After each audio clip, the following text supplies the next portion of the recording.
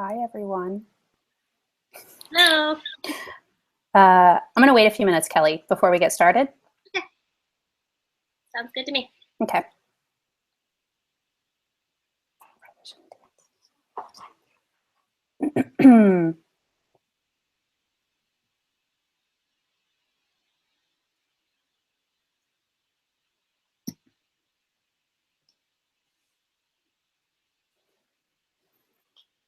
All right, I'm going to go ahead and get started.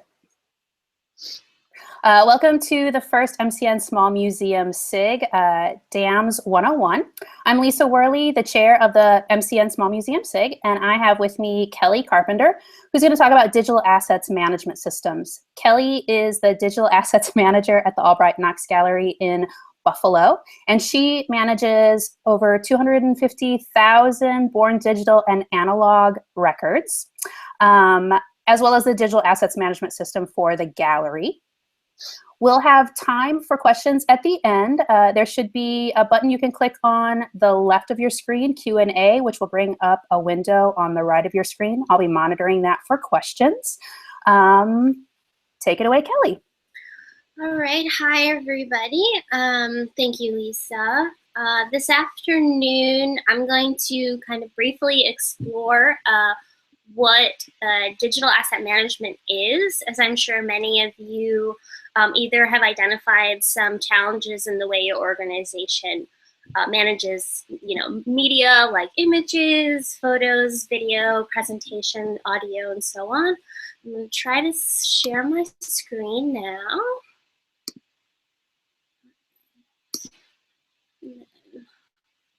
Let's see, let's make this go big here. Okay.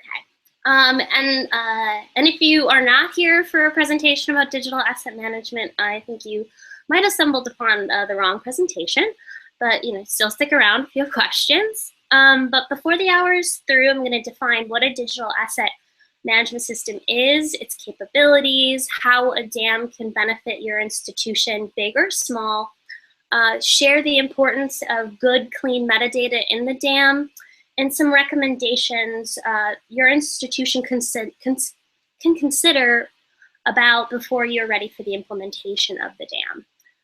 But up first, what is digital asset management?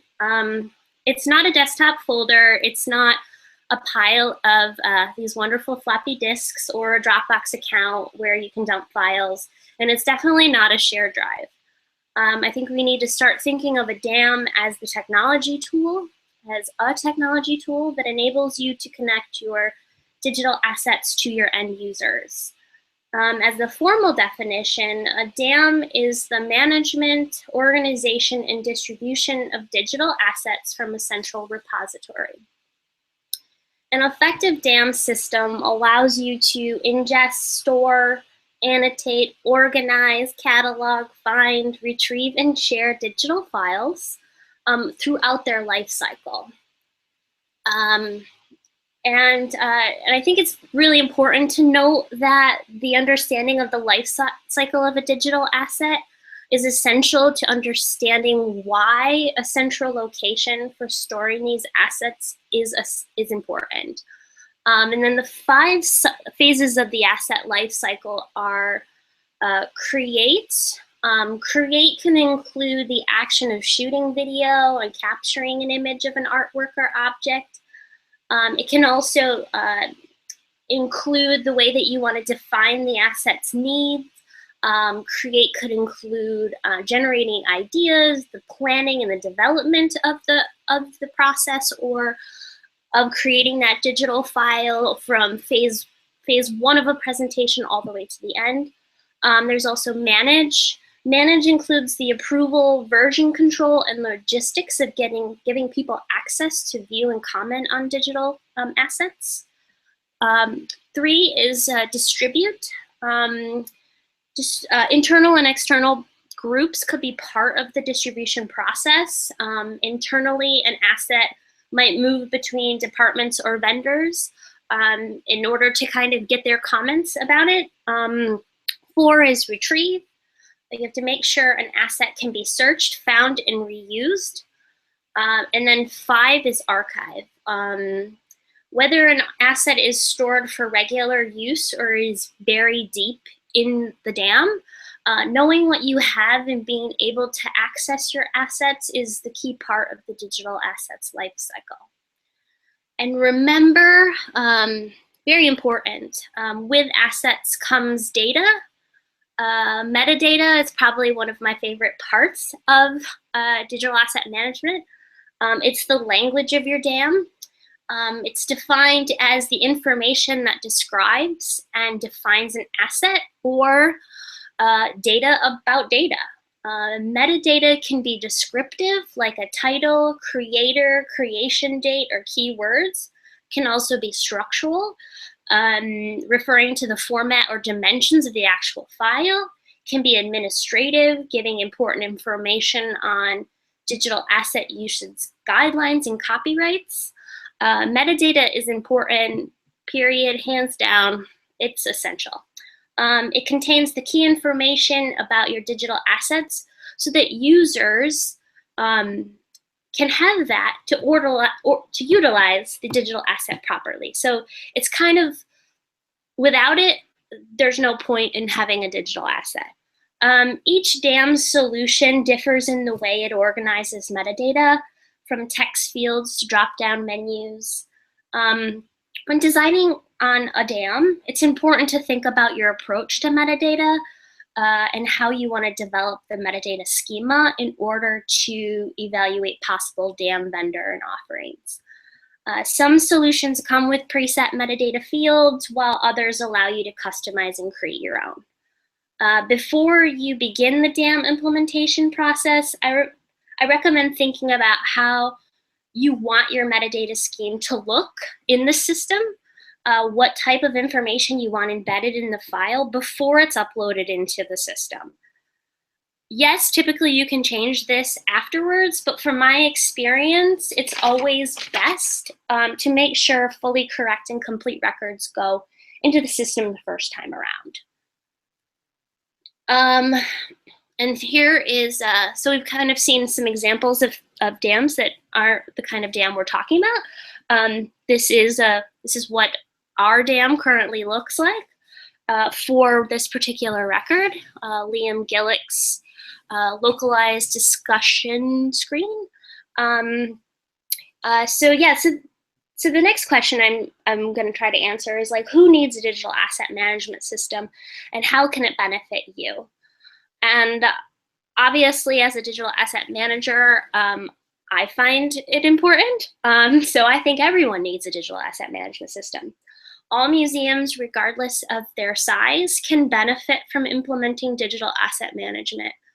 Mainly because dams are much more than the system you purchase or implement at your organization. A dam solution can revolutionize the way you do day-to-day work by helping your staff work smarter and drastically improving efficiency. By keeping all of your assets, all 33 images of this one object, for example, accessible in one location. If it takes more than a couple minutes for you or for your staff to find and share your digital assets, a dam can help. With tools for organizing and searching, your teams won't have to spend valuable time hunting for files. And this time can then be used towards other projects. So this is another example of an artwork in our collection, Jackson Pollock, and here's all the related metadata about the image on the left-hand side, or the right-hand side, sorry. Hey, Kelly? Yeah. I'm only seeing the same slide. Oh, no, are you? Yeah. Oh. I'm assuming everybody is too, so. Oh, shoot, sorry. Okay, can you see this? I can see that. Oh, well, okay. Okay, well, let me show you guys my other slides really quickly. Sorry about that, everybody. So as I was talking, you were probably just staring at this one, right? This one? Can you see my slide now? Lisa? Did you lose me? Yes, sorry, I was on mute. Oh, it's okay. Yeah, it was just the first slide that we were seeing. Oh, I'm sorry. So this is the what I was referring to before as not a dam, floppy disks, and then the life cycle of an asset. And I can share this presentation on SlideShare if anyone needs it. All of my notes are saved along with the slides. Here's a wonderful little image about folders versus metadata. And then here, can you see this if I make it now, Lisa? I can see that. You can see this. So if I flip Yes. to the next one, you can't see that I just made a change. I have not seen, no, it's still the same 30 images. Weird. Okay, all right. There's Jackson Pollock. All right, so I guess I'm just gonna have to make this just a little bit bigger. So we can go from here maybe. That's annoying. All right, can you see this? Yes. Okay, all right. This is lovely Buffalo, by the way, everybody, and all the cool things that have been happening. But okay, so back to what I was talking about who needs digital asset management system and how it can benefit you.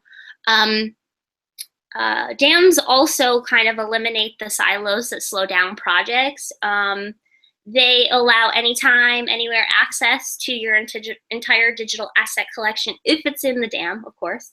And it eliminates the issues that might delay time-sensitive projects, especially when you have several members of project teams in different departments. If your team cannot get to the files or resources they need, they might then start recreating assets or using old, outdated assets. And that's obviously can raise some issues when it comes to duplicating content. It's, there's also a time suck and brand kind of inconsistencies. The DM is supposed to ensure that your entire team will always have the correct resources they need. DMs can provide some levels of security to your assets. It's very, very helpful. With their ability to assign different levels of access or permissions to users, the system allows you to control what users see and what they can do with the assets. As with most aspects of the dam, the user's roles you create and the level of access you give each role can be contingent on your institution's goals, workflow, and user groups. And as I mentioned before, it protects your brand. The dam simplifies the process for distributing and updating files across various channels and makes sure that branded materials are up to date and consistent everywhere. It will save you time. It'll, me as a digital asset manager, I probably spent the first 3 years of my job all day, every day, searching for files and resizing them to upwards of 5 to 7 different derivatives. So this will automatically convert files to the format, size, and quality need for any project. So, ultimately dams save you money because we all know that time and resources, cost money. So if you're considering digital asset management, I think you first need to analyze how you're currently managing your assets and workflow, especially when it comes to collaboration, sharing, finding, and distributing your organization's assets. And then I recommend a large number of steps that I wish were given to me before I started my project in order to kind of fully understand the endeavor of implementation of a dam. And I don't mean to scare anybody or anything, but it is a big task to take all of your stuff and put it into one place. If you've ever moved, you can understand that. I know, Lisa, you're going through the move at the museum. So, I mean, it's a lot. So first step, you got to see what you have. You have to assess your assets, and the implementation process must begin with a really good assessment of your needs, of what you have, and your users. A good assessment will then ultimately help you select a vendor in a dam that meets the unique challenges of your organization. Because let's face it, every organization is different and works in different ways. Assessing your assets includes knowing your system requirements and use cases, identifying those key users, make sure that you discuss all the required features and functionalities your key users need, and also what they want, because you don't do what they do. I don't know what marketing does every day. I don't always know what publications or advancement does with digital assets. So you have to ask them what they need and what will help solve the problem, because a dam should be seen not only as a system, but also as a solution. In order to do that, I personally created a survey and sent this to all members of staff, every single one of them, from the director all the way down to security. And I had management support in getting all staff members to complete the survey and send it back to me, which was a bit of a challenge, but it was helpful because the survey included super general to very specific questions, and told me what people needed and what they wanted to see out of the dam. It also reminded me that a great number of individuals created their own digital assets. I never even thought that education had their own staff or stash of digital assets that they took at events, because I just always assumed that they were using our photographers' assets. And so some of these questions, I think everybody needs to answer in order to kind of move forward with the next step. And the next step is build a team of dam supporters. You gotta build a case for the dam, and you have to identify real business reasons for the dam. When you gather a wide variety of stakeholders, again, you'll have a lot of answers about what users need and what they want out of the dam. So gather a wide variety of stakeholders to create a project committee, a dam support squad of sorts, to push the project forward. And I probably should have apologized at the beginning for the amount of times I'm swearing during this presentation, but I guess it can't help it. But so create a dam support squad, bring together representatives from different departments to identify and discuss the opportunities and also pain points that the dam would address. Your case will be much stronger and more convincing when you have stakeholders from different areas in the museum seeking the same thing as you. With a team of supporters, make sure to list out the ways operations can be improved and exactly how a dam will address these issues, and identify every area that a dam will make simpler and more efficient. Depending on your role and the size of your organization, you might want to start the assessment process yourself and then later bring in other contributors. Having an internal decision-making team to determine digital asset management software needs, to evaluate options and assist during this whole process is a big help. However, don't forget that every team needs someone to manage the project and drive it forward. So if you're willing to take the step forward, follow it through all the way to the end. And then having, and there are a lot of moving parts in the selection of implementation process. So as you begin talking with vendors and engage in demos, it's going to help if you know who the dam administrator will be, and also your vendors know who is going to be the person in charge, the point person. It might be one person or divided between multiple individuals, but it helps to have one person connecting with the vendor at all times. So not, 4 people don't get an email and then 4 people ignore that email. Next up. Research, research, research until you feel like this cat. Don't just select the first one you find or the first one recommended to you. There is a lot of information out there about dams that comes from independent organizations, vendors, and even social media platforms.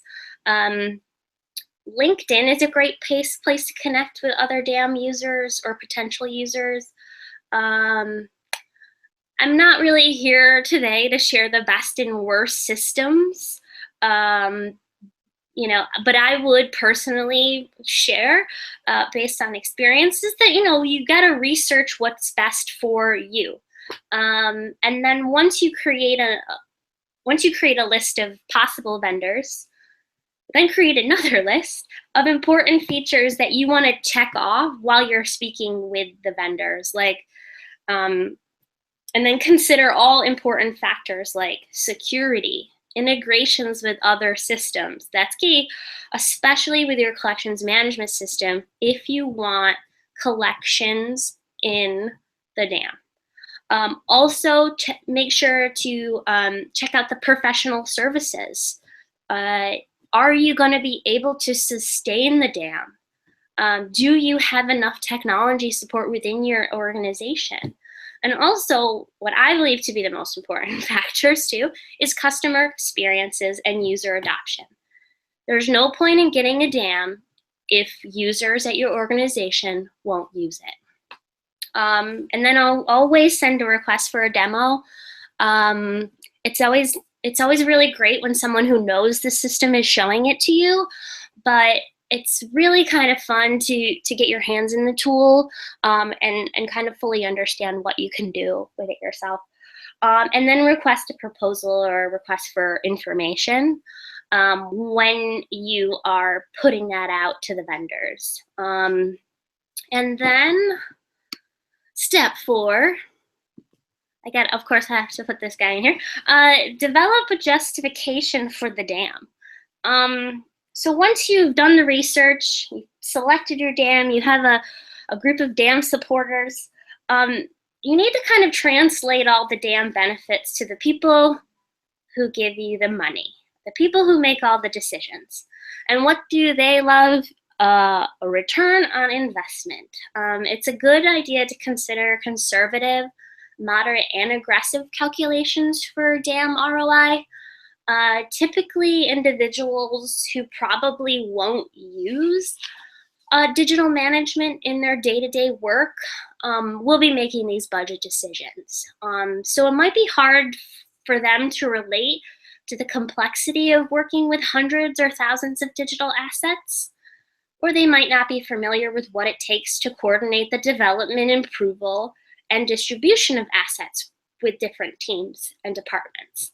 I recommend spelling out exactly what it takes for the process to move in the right direction, and also what makes the process possibly time-consuming and inefficient when you're presenting your argument. It's also likely that these budget decision makers don't fully grasp the total cost and value of all the digital assets you work with. So yeah, and finally, you select the DAM solution for your museum, the best one that will benefit you and your users, both current and in the future. And all right, and then also step 5, which I didn't make a slide for, forgot about, sorry guys. You have to also prepare your staff's expectations before implementation. The more information your staff know, the more that they're gonna get on board, and through word of mouth, make management aware of the importance of the system. So this kind of goes back to the, build a group, a DAM supporters group. Because if your staff are kept in the dark, first, they'll think the system will solve all of their problems and basically do their job for them. Or once you launch the system, they won't use it. So for me, I, right from the beginning, got staff on board, they knew what they were getting. And then I created weekly homework assignments for them once I shared their logins and passwords. And I could share this with anybody if you're looking for kind of a 10 weekly homework assignments for people. It's went from as easy as searching for an image of an artwork to downloading a derivative and creating a PowerPoint presentation. And so it was really helpful in teaching them the system and making them aware of what they could use when they when it fully launched. Yeah, so that's what I have to talk about today. I don't know if anyone has any questions. I'm willing to answer whatever you need. Yeah, if anyone has any questions, they can go ahead and type them in the little question box, the question window on the right of the screen. Kelly, I did have one question. So you did your assessment, you have your DAM supporters, you've chosen your system. What sort of challenges did you face when you were actually implementing? Well, some of the challenges that we faced was, okay, so we got the DAM. What now? Oh. Sorry. There was a lag of time between kind of buying it, telling everybody about it, and then launching it. And of course that, it does take time. You have to set up a lot of integrations. For us, we launched with the fine art collection, so we needed it to fully integrate with our collections management system, which is MIMSI. And we just kind of ran into like problem after problem. And I, although hired in the IT department when I first started, I'm now part of the curatorial department, and I am so removed from IT that it's hard to kind of get the ball rolling, because my emergency isn't always someone else's emergency. And there was just a lot of, we needed a new server, we needed a MIMSI upgrade, there was just a lot of, I always kind of describe it as a snowball going down a mountain and kind of picking up people along the way, and it just kind of took forever. But some of the other challenges were, I think I have a list here, is people management. People management is always hard, and really like making it very clear that you have to fit into certain schedules of time. And once we, agreed for a DAM, it was hard to then be like, well, wait, what about us? So I don't know if that's answering your question very well, but, and then, making people on staff aware that they need this system. Some people will never really use it, despite the fact that it will actually make their job a million times easier. And you can try to convince them until you're blue in the face, but some people just will never do it. So it's also just making sure that like, nope, you won't get it what you're asking for unless you use the system. So yeah. Nice. I don't see any other questions right now, but Kelly, you'll share your slide share presentation, and we can post that on the Small Museum SIG group listserv. Is that correct? Sure. Yep. Okay. Well, Kelly, thanks so much for talking to us today. And thanks everybody for joining us for the first Small Museum SIG chat. We'll be in touch. Thanks.